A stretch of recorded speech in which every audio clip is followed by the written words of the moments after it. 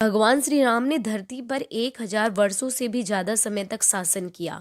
अपने इस लंबे शासन काल में भगवान राम ने कई ऐसे काम किए जिन्होंने हिंदू धर्म को एक गौरवमय इतिहास प्रदान किया।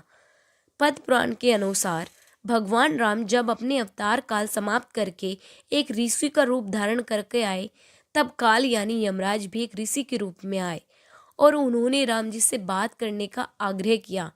तब श्री राम ने काल से कहा कि कोई हमारे बीच में ना आए।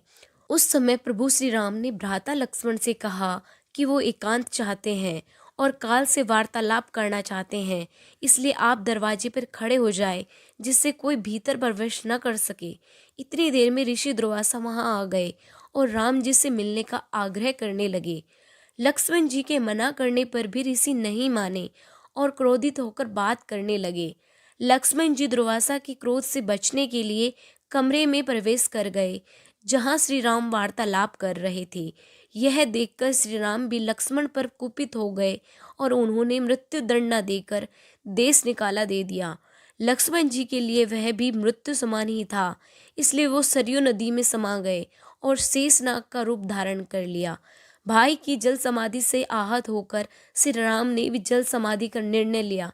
वो सरयू नदी के अंदर गए और भगवान विष्णु का अवतार ले लिया।